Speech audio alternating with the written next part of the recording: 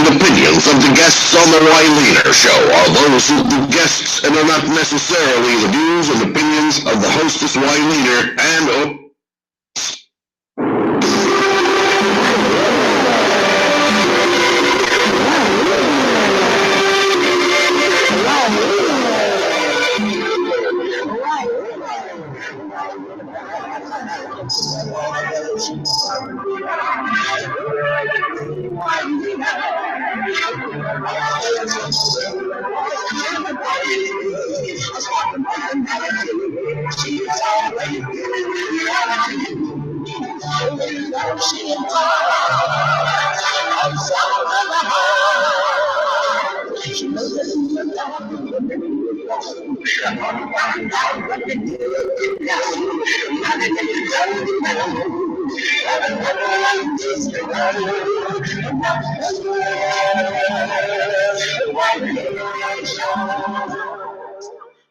horns, 7 heads, 10 crowns, a beast rising up out of the sea.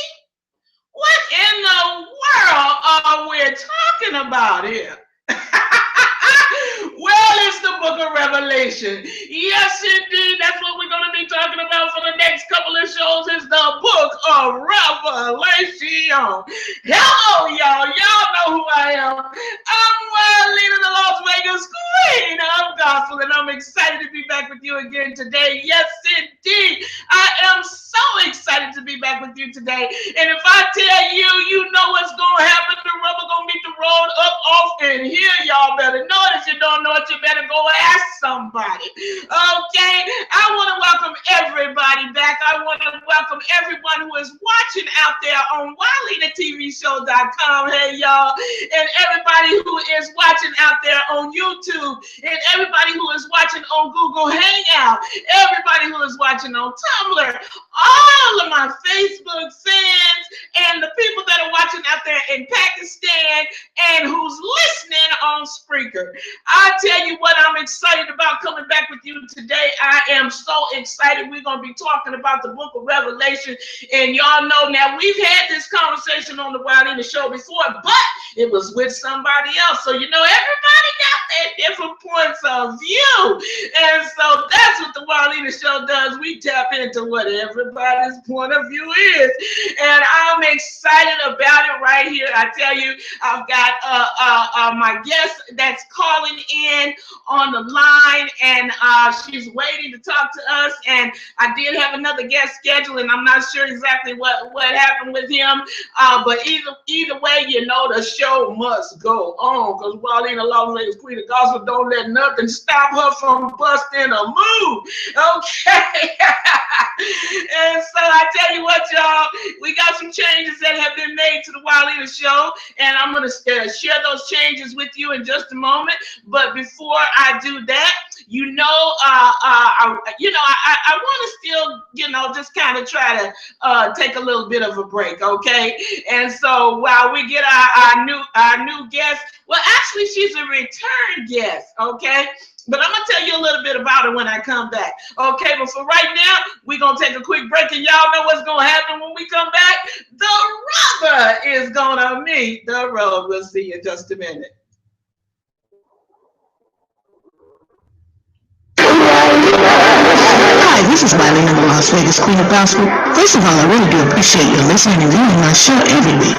I would greatly appreciate your financial assistance as well to keep my show on the air. Please just make some type of contribution. $5, $10, $20, $50, $100 or more, whatever you desire. Please log on to www.WyleanerTVShow.com and click the pay button. Or please send me a check or money order to Wyleaner, that's spelled WYLEANER, to 420 North Nellis Boulevard, Suite A3, Las Vegas, Nevada, 89110. Also, if you would like to be a guest on the show, please call 702-242-2100 or email me at WyleanerTVShow@AOL.com. That's all for now, and thanks again for your continued support. Blessings to you too, and this is where the rubber meets the road. Okay, everyone, listen, we are back, and I'm excited that you are with me today. And I want to share with you the information that the changes that have been made on the Wyleaner Show before I introduce my guest to you. Okay, but what I'd like to share with you is the fact that now, if you're watching on WyleanerTVShow.com, then of course you'll see a big red box right there at the bottom of the screen. There's a new phone number there, and so that is the new call-in number. Okay, and so for the most part, that's the number that you're going to be using to call in on.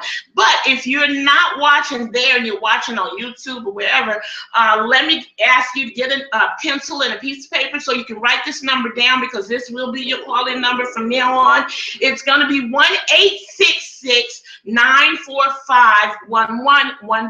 That's 866-945-1110. And if you call the number and you can't get through at the moment, then that just simply means that our lines are full and you'll have to hang up and try to call back. Okay, and just continue to watch the show, and then of course when you're watching the show, you'll know possibly when the lines are open. Okay, now the lines will open at 5:15. Okay, that's when the lines will come open. You can try calling now, but you won't be able to get through. Okay, so the lines will come open at 5:15, and they will be open from 5:15 to 5:55. Okay, so you got that block of time to call in and ask questions, ask my guest questions. Now remember, y'all, you don't call and ask me nothing, because I'm just like y'all. I'm trying to learn too, so I don't have no clue. I'm not the one with the answers, okay? They are the ones with the answers. My guests have the answers, at least from their point of view anyway. Okay, and so remember that we have the right to agree to disagree here on the Wyleaner Show, as long as we do it respectably. Okay, and so you can very easily say, hey, no, that's not true. I don't believe that. Tell me where you got that information from. Prove it. Whatever you got to do, you can say that. You don't have to agree with everything people say on the Wyleaner Show. Believe me. You can believe me on that. So you can just let them know, hey, tell me where you got it from so I can go research it. All right, and see if you're telling me the truth. Okay. And then, of course, so when you call in, I would like it very much if you would state your name and the city and state that you're calling from. Okay, so that way we'll know, how to address you. And then, of course, if you have a headset, when you call in, you can actually stay on the line and kind of dialogue with the guest. But if you do not have a headset, you will need to turn your speakers down so that we don't get feedback here. Okay, and then you will ask your question, and then you will take your answer off the air. So that way you can turn your speakers back up so you can hear the answer to your question. And then, of course, if you don't feel that your question was answered properly, you can feel free to call back in as often as you like. Okay, all right, so let me introduce to you my very first guest, because let's get this party started, y'all. We want to know what's going on in the book of Revelation. So I have with me today, her name is Dina Rae. Dina Rae says, I am an author of Halo of the Damned, The Last Degree, and Bad Juju, and consider myself an expert on Freemasonry, New World Order, and Tribulation. Dina Rae is a new author here to stay. As a former teacher, she brings an academic element to her work. Her 3 novels, Halo of the Damned, The Last Degree, and Bad Juju, weave research and suspense throughout the plots. Her short story, Be Paranoid, Be Prepared, is a prequel of sorts to The Last Degree, focusing on the James Martin character. Dina also freelances for various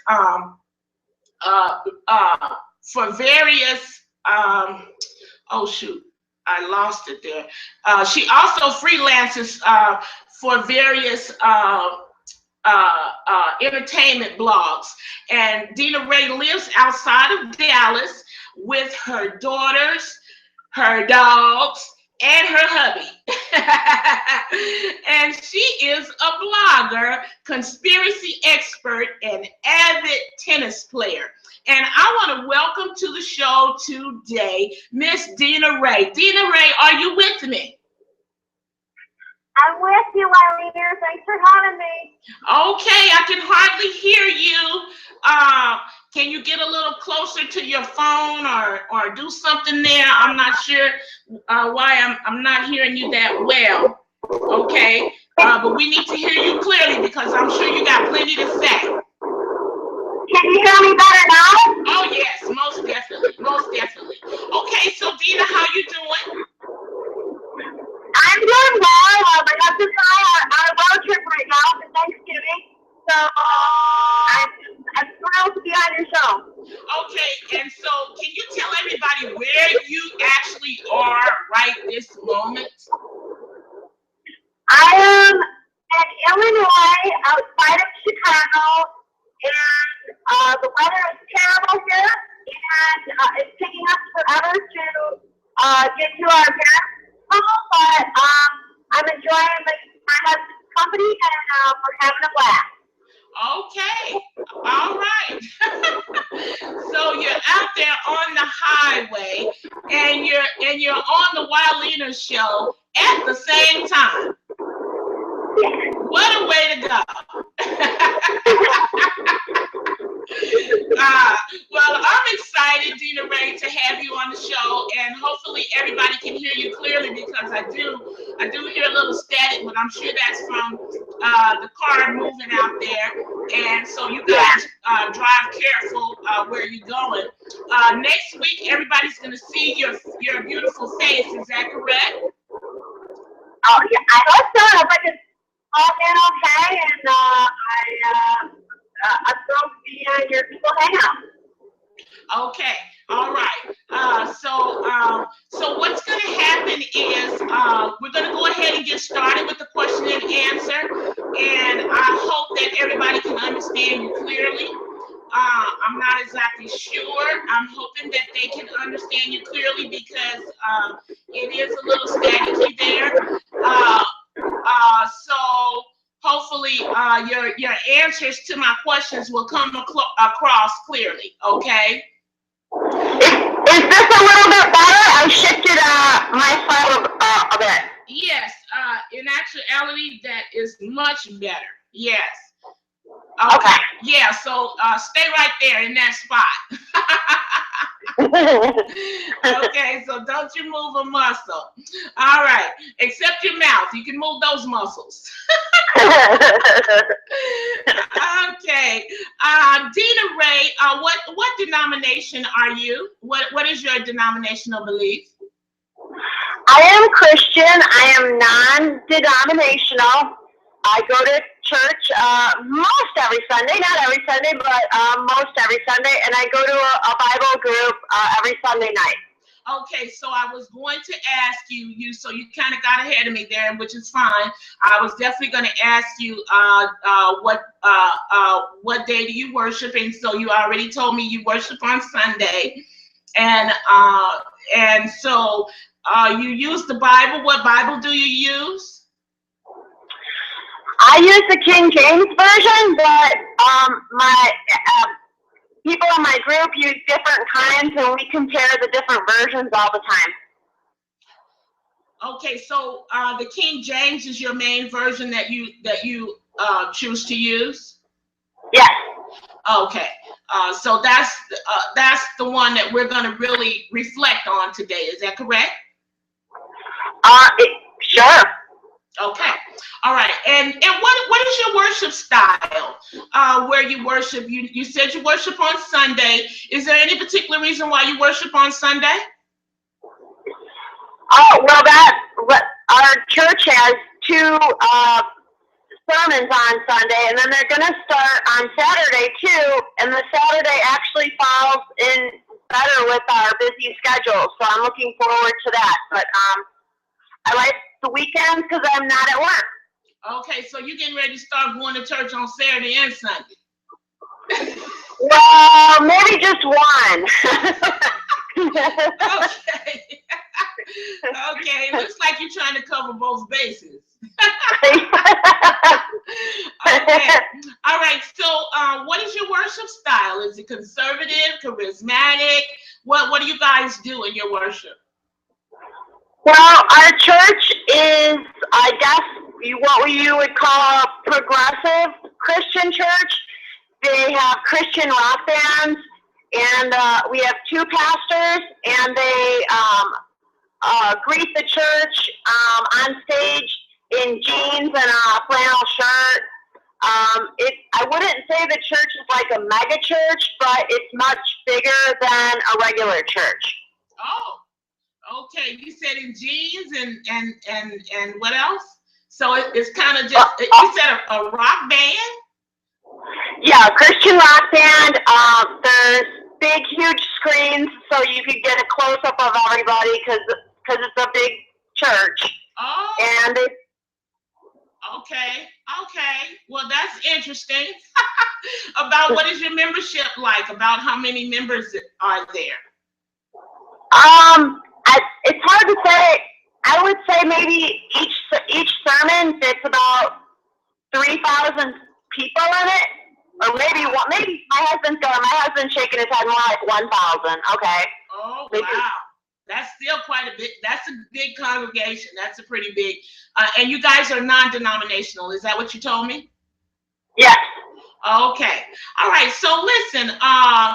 Do you think or feel that most Christian churches and ministers are afraid of the Book of Revelation, and if so, why? Most ministers, what the Book of Revelation? I'm sorry. Do you think or do you feel that most Christian churches and ministers are afraid of the Book of Revelation? Afraid. Okay, afraid. Yes, I do. Absolutely. You hit the nail right on the head. They do not want to talk about it. And when they do talk about it, it's kind of like the last 30 seconds of the sermon, and then they're done. So it's one of those hit and miss type things, huh? Absolutely. They do like to shy away from it, and I think, as I think you're leading up to, Revelation opens up a lot of interpretations, a lot of political beliefs, and... Okay. All right. Okay. Don't get ahead of me. I know you got plenty to say. I know you do. Okay. Do you think that most of them interpret the book correctly or incorrectly? Well, there's so many interpretations of Revelation.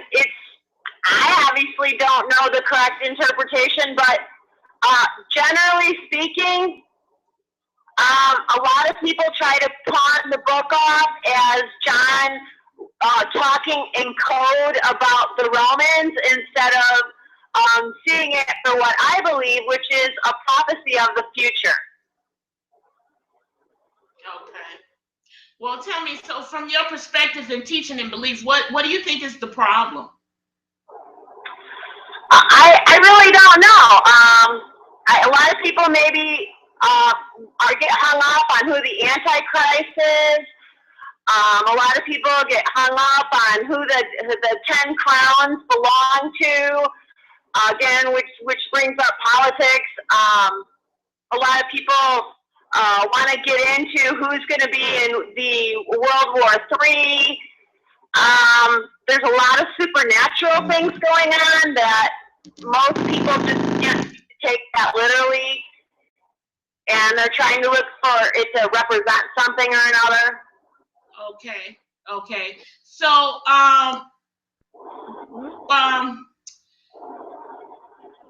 what qualifies you? Okay, what qualifies you to have the accurate interpretation of this extremely complex book? Well, I'm not a biblical scholar, so I'm just a church-going author who reads a lot, listens a lot, and watches a lot. And I just can can tell you my personal opinion of it. In my book, The Last Degree, I go into it a lot with what's going to happen in the future for a fictional book. But do I have the kind of knowledge of a reverend or a pastor? No. Okay. So, okay, well then in that case, why should we believe that you're giving us correct information? Well, again, you're welcome to look it up yourself. You're welcome to Google it. I suggest not just with me. I suggest you do this with anybody. Okay. If you got to do your homework. Don't believe what everybody says. Do your homework. You stole my line. I'm sorry.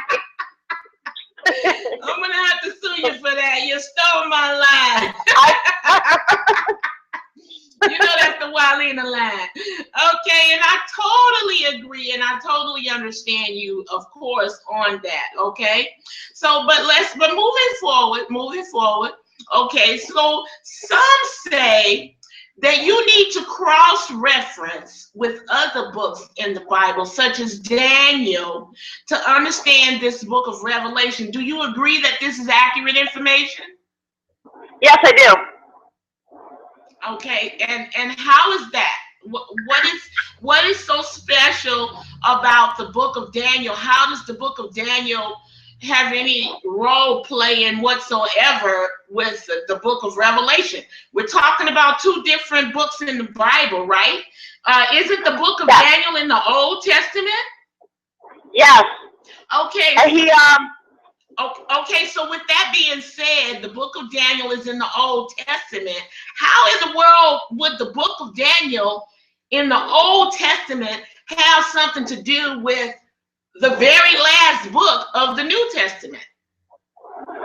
Well, Daniel interprets a lot of dreams from Nebuchadnezzar, and again, he foretells the future of different empires that will rule the world. So again, Daniel's talking in prophecy, and he's not talking in the present. So a lot of the animals he uses, they use in Revelation. A lot of the kingdoms that he talks about, they talk about in Revelation. So there's just too many coincidences to not take Daniel seriously as far as the cross-reference goes to Revelation. Okay, Dina, listen, we have a caller on the line. So let's see what the caller has to say, okay? Sure. Hello, caller, how are you? Hello, caller, how are you? Okay, it looks like we lost the caller. I'm not exactly sure what happened, but caller, you can call back in. Someone just called in and I lost the call. Okay, but we'll just be prepared for that caller to call back in just a moment, I'm pretty sure. Okay, so go ahead, Dina. When the caller calls back, it looks like they're trying to get back to us here. I'm not sure.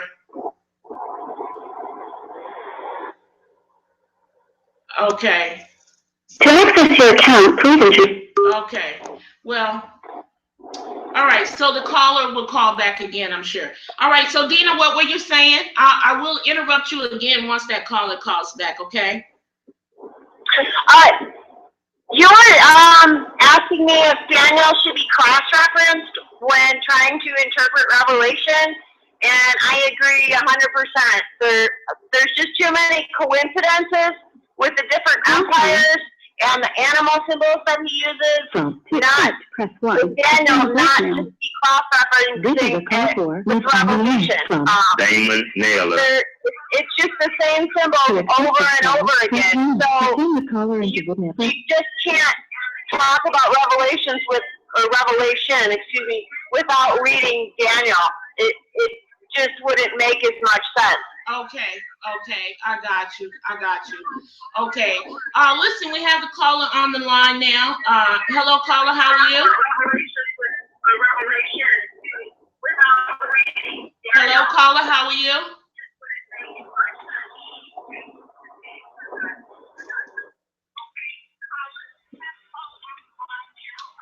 I guess they can't hear me. Hi, how you doing? Okay. Hello? Yes, hello, how are you? Hello? Hello? Hi, how are you doing? I'm okay, how are you? Hello? Hello? Can you hear me? Hello? Okay, I guess they can't hear me. Hello? Can you hear me? Fine. I don't know why the caller can't hear me. I think that's my guest. I think he's trying to call in. Okay. Anyway. Hello, caller, how are you? We hear you. Okay. I'm not sure what the problem is. Okay, so Dina. Yes, hello? Hello, caller, how are you? Can you hear us? You can hear me? Yes, we hear you. Yes. Yes, we hear you, caller. Okay. There's a delay. Here. Okay, so listen, Dina. Yes. I want to move on here. So you say that, so are you saying that a person can just simply read this book and can they take it verbatim or literally? Or if so, why? If not, why not? You know, can they take the book verbatim and read it literally as it is, or you know, they definitely have to go to the book of Daniel.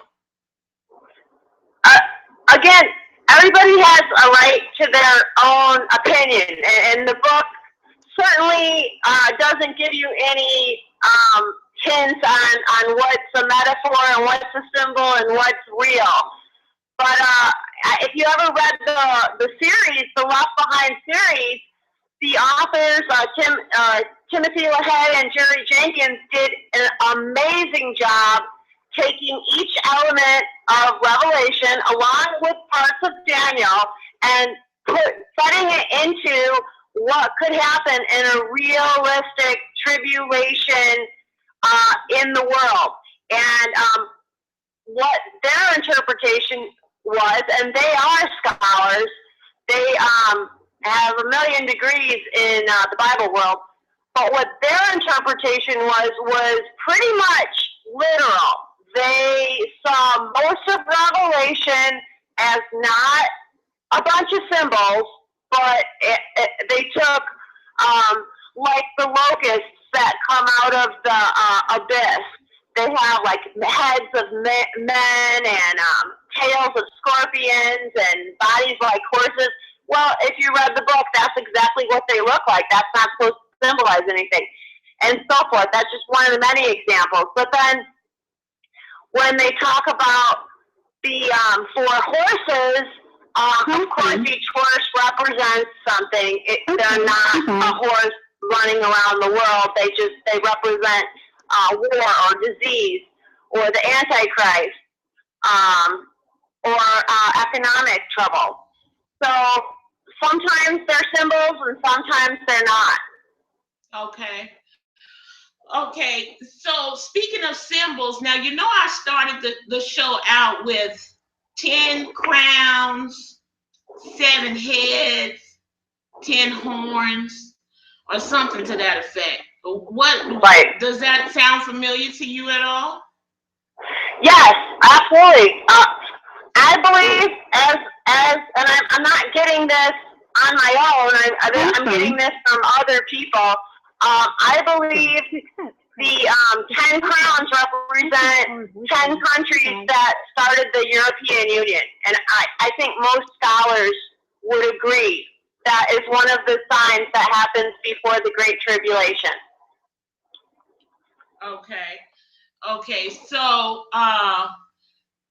it says somewhere in the book of Revelation that this beast is rising up out of the sea. Right. Can you explain that to me? Absolutely. The sea is a metaphor for a city with a lot of people. So the beast is the Antichrist, and he will rise out of a city with a lot of people, is what most people interpret that to mean. Now, he doesn't come from the sea, he comes from a city.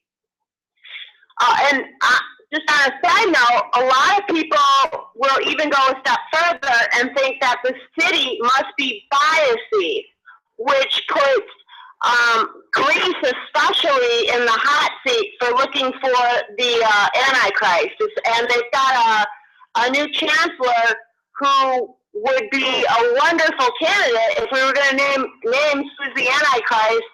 That Alexis Tsipras from Greece would be a perfect Antichrist. He's young, he's good looking, he just got Greece, who's broke, even more money from the European bank. How he did that, I don't know. That's a miracle in itself. So he right now is being looked at very carefully by a lot of doomsday preacher types. Okay. Tell me this. I wanted to know more about. There's something in there. I mean, you know, I guess I'm one of those people that just really do not try to mess with the book of Revelation. You know what I mean? It's a little scary to me. And so I think probably a lot of people may be afraid of that book because of, so I think what you're saying to me when you say metaphor, you're speaking to me as though that book has a lot of symbols and signs and stuff in it that are not necessarily exactly as they appear to be. So when a person reads it, they need to go wherever they have to go. I guess the book of Daniel, to find out how did you find out, or how do you know that the sea is people, or you said nations or whatever? How did you come up with that? Well, again, I've had Bible studies on the book for one, and I've read interpretations. Like next to the Bible verse, there might be a few notes from a scholar in those kind of study type of Bibles, and I've of course paid attention to that. And the internet, other church friends of mine, through discussion, it's just a very popular subject with Christians, especially now with everything that's going on in the world. Just to make a connection, to make it a little bit more real, one of the, like in the beginning of Revelations, they've got Jesus opening up the 7 seals of the scroll. And one of the seals, I want to say the 5th or 6th seal, is Christians who become martyrs, just are coming in droves. And what do we got now? We've got Christians who are getting their heads lopped off all the time. So the connections that are mentioned in that bizarre book, and it is bizarre and it is scary, are coming true today. Another example to tie it into modern day is they say that once the Antichrist comes to power, he's going to make everybody wear his mark, which will be in their head or their forearm. And Sweden, for example, has got a microchip that they put in all of their employees' hands in this building in Stockholm. So you use your hand to swipe yourself into the security door. Now, that sounds pretty mark of the beast to me. Yeah, but it does. But hang on, Dina. It looks like we have a caller, so let me see if we can get this caller through. Hold on. Okay. Hello, caller. How are you? Hi, this is Chopping Heads. Can you hear me? And that's one of the things that they say is going to happen in the book of Revelation. Okay, can you repeat that, please?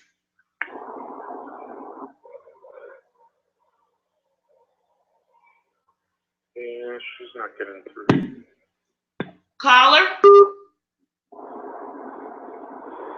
I don't know if we're having trouble with our phone lines or what here, but it seems like we hear them, but they don't hear me, I guess. I'm not sure what's happening here.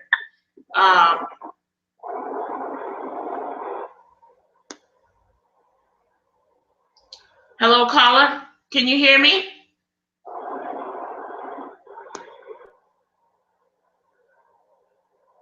Hello, caller? Okay, I don't know what's happening. The phone's blowing up, but people are not getting through. So I guess I don't know what's going on. Okay, so anyway, you're talking about this hand swiping stuff now. Come on, girl. You can't, I don't plan to deal with none of that. So Wait, Wyleaner, can I tell you a couple more? This mark of the beast is a real issue with Christians. Besides the whole Swedish thing, okay, Google and Motorola under Google's supervision have come up with that tool that you put on your arm and you can work your smartphone. To accept this call, press 1. To send the caller into voicemail. Okay, hang on, Dina. Let's see what happens here. Hello, caller. How are you? Caller, can you hear us? I don't know why the callers are not hearing me.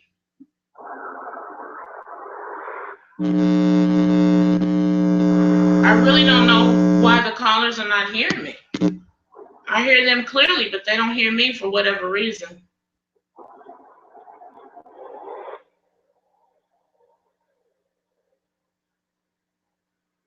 Hello, caller? Okay, can you hear me? Yeah, I hear you fine. Can you hear me? Yes, I do now. So maybe it wasn't working right with the speaker or whatever. So I guess the viewers won't be able to hear your voice here because we can't get you on speaker. So I'm not sure what the deal is. Can you hear me still? Yeah, I hear you fine, Wyleaner. Do you hear me? Yes, I hear you. Okay, we're fine now. Okay, state your name and where you're calling from, please. My name is Producer Paul, and I'm calling from Las Vegas. Producer Paul. Hello, Paul. How are you? I'm doing great, Wyleaner. How are you? Wonderful, wonderful, absolutely marvelous. And we have Miss Dina Rae on the line, and she's talking to us about the Book of Revelation and about the something in your hand. I don't want. Right. Something I don't want in my hand. So I'm not sure. Did you want to ask her a question, or you want to elaborate on something that she said? Hi, Dina. How are you? It's nice hearing your voice. Dina, did you hear Well, him? she can't. I can sort of hear his voice, but I can't hear anything that he says. Okay, can you speak a little louder, Paul? Okay, I'll give it a shot. Hello, Dina. Hello, Paul? Yes. Hi, how are you? I'm good, how are you? I'm doing great. Nice hearing your voice. Okay, I do have a question, I can hear you. and Okay, he has a and question. maybe you. Yes, I'm just the Book of Revelation. You know, is really hard to take seriously.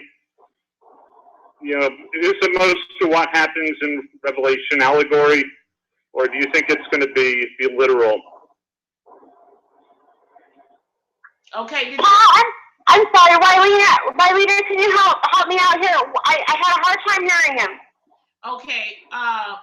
Paul, can you repeat the question one more time, Paul? And if she doesn't hear you this time, I'll ask it for you.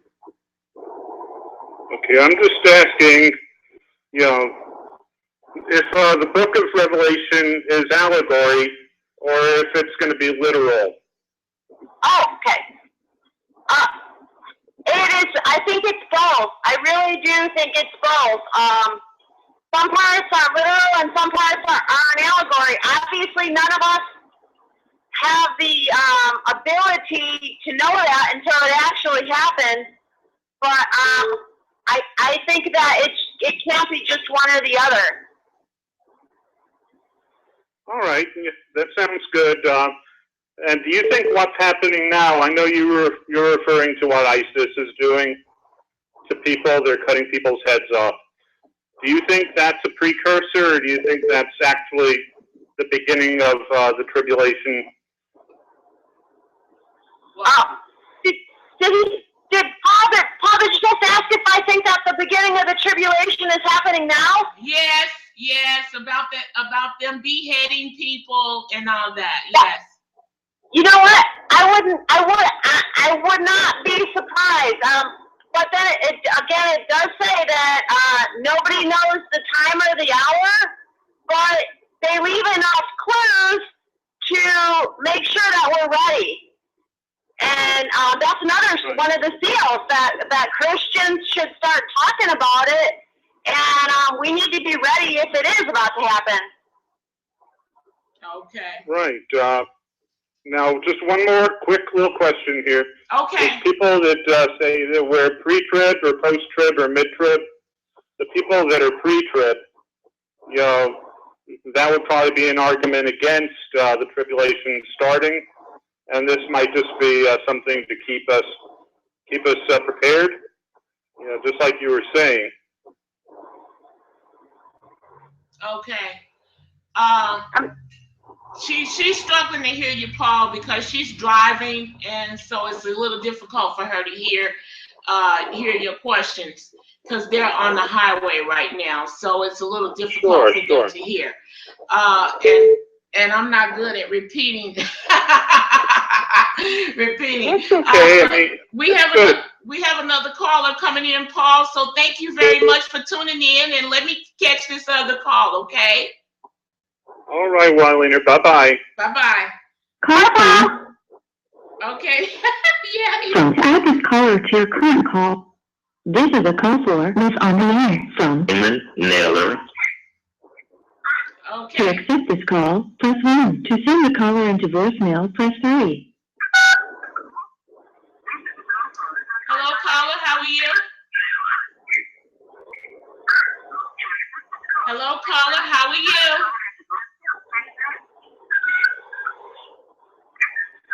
Hello? Hello, caller. How are Hello? you? Yes, I'm here. Can you hear me? I'm okay. We're trying to get you through here. Hello? Yes, hello. Okay. Apparently you're having quite a bit of a difficulty, and so it's we're gonna ask you to just postpone that, and we need to move on with the show. Okay. Listen, Dina, I don't want to keep interrupting you while you're talking here because it's not working out with that particular caller. That caller keeps calling in, and he's not getting through. And I actually think it was my other guest that was supposed to be here, so I'm not sure what's going on with him. Okay, so listen, I wanted to ask you about the three angels. There's supposed to be three angels, some type of, is that a metaphor, or are you, first of all, are you familiar with the three angels in the book of Revelation? Well, there's a lot of angels in that book. There's the seven angels that blow the trumpets and have the bowls. The three angels, I'm not quite sure what part of the book are they from. Okay, well, there was supposed to be 3 angels, and they supposedly had some type of a message or something. And so I was hoping that you could give us a little bit of an explanation as to what their purpose was. So to the best of your ability, what do you know about the angels that are mentioned in the book of Revelation and their purpose that they're there? Well, I'm not, because there are a lot of angels in the book. I'm not quite sure where the 3 angels are. I'm more familiar with the 7 angels who are blowing the trumpet down as the judgments are cast from heaven. There's another angel who comes down and opens up the abyss and lets the flies out, or the locusts out. And can you, what is abyss? Can you explain that, please? The abyss is kind of like the fiery pit where the Antichrist will eventually be cast into. And where is that located? I'm under the impression it's in that Middle East area in Israel called Mageddon or Armageddon for the final battle, and I think it's Mount Megiddo. It's by Mount Megiddo, and then there's a battle at the end called Armageddon. Okay, so you know, since you went there, the caller that just called in, Paul, when he was mentioning, talking about the what's going on with the beheading and all that, you know, is that next to, is that over there near the abyss or whatever you're referring to? Well, the whole entire battle happens right in that Israel area, which is why Israel's always, I mean, if you let's be honest here, Israel's surrounded by countries that hate their guts. Yet this little tiny country the size of Rhode Island somehow has been staving off these terrible murderers for decades. And yeah, we help them, but it's kind of a miracle how they were never wiped out. We've got all kinds of groups who swear they're going to blast them off the face of the earth, yet that is yet to happen. So that, to me, right there is a miracle in itself. But Israel's where everything happens. It's where Jesus was crucified, Jesus preaches, Jesus comes back to save the world from the Antichrist and the false prophet in the Battle of Armageddon. It's like the ultimate setting in the Bible. Wow. So you feel like this is all biblical, what's going on right now, revelation-wise, with the beheading and all that? You think that's revelation-wise biblical? Absolutely. Absolutely. And the Bible says that there's going to be some great war with Gog and Magog.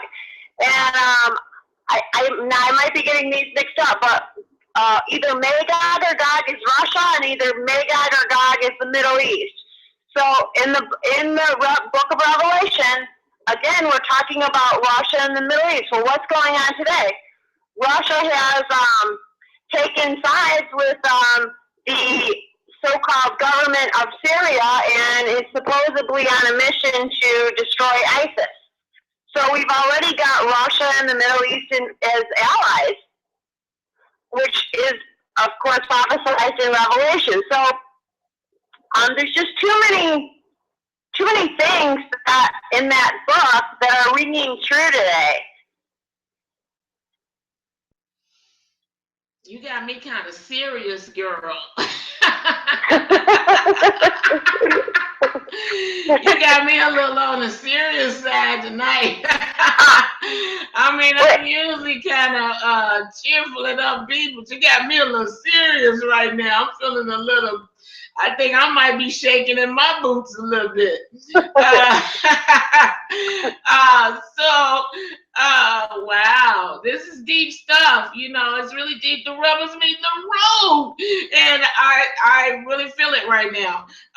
So listen, I want you to talk to me about you one of your books. I think that you have. You're saying something about New World Order. Yes, absolutely. Now, this New World Order that you're referring to, does this tie into the Book of Revelation, our topic today? Yes. You know, so I'd like to know how does your New World Order theory tie into the Book of Revelation? Well, my New World Order novel is called The Last Degree, and yes, it's fiction, but it is based on New World Order conspiracy. And New World Order conspiracy is a real idea that many, not just Christians, a lot of your paranoid types also believe in New World Order. It's a theory that we've got an inner circle in this world running things, and all of the rest of us are a bunch of peons. And we've got, a couple of people manipulating us like a bunch of puppets, and they're causing these wars. They're telling the media what to say, and the ultimate goal is to get rid of all nations, get rid of all boundaries, so we have a one-world government, which is very similar to what is said in Revelation, because the Antichrist will rule the world. Well, you can't rule the world if everybody's got their own separate country. But if you have a New World Order, yeah, you can rule the world. So again, the two of them tie in very nicely. And we've got this inner circle running things. Well, in Revelation, we've got the Antichrist, his minions, and then his false prophet running things. So there's just too many parallels. The ultimate goal is to turn humans into slaves and kill the ones that are not needed, just like Hitler did in the Final Solution. If you were a baby, if you were old, if you were sick, you were gone. And that's the whole gist of New World Order conspiracy. If you are in no condition to serve the elite circles in some way, out you go. And that's what Revelation talks about as well. Okay, I was going to, you got a little bit ahead of me there, because I was going to ask you, is this book, is the book that reveals the so-called Antichrist, from what your teaching and belief is, who is the Antichrist? Does this Antichrist have a name? Well, not in Revelation. There isn't. They don't give a name in Revelation. And in fact, some scholars believe that John, when he wrote Revelation, was talking about Nero, the emperor of Rome. But a lot of scholars do not think he was talking in the present. Again, they thought he was foretelling the future. And what about some people? What about the Pope? What about the Pope? The Pope would make the most perfect false prophet. I mean, he's like tailor-made for the role of the false prophet in Revelation.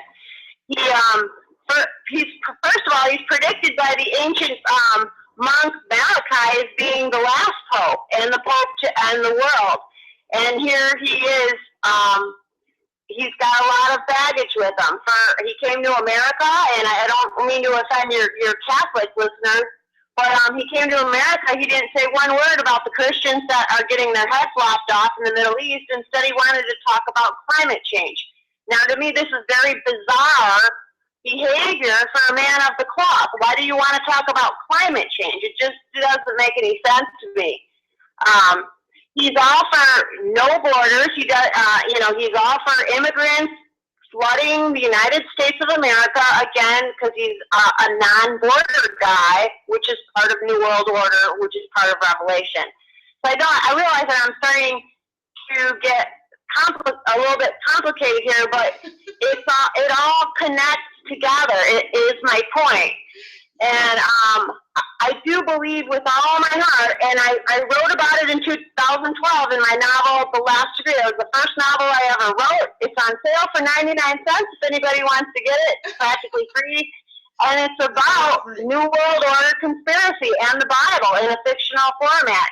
And I believe it with all of my heart that is what's going on today. And I don't know if I'm going to see the tribulation, but I would not be surprised if my kids do.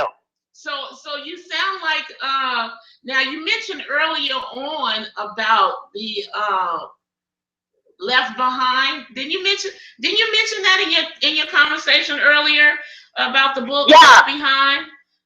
They were great series. Okay.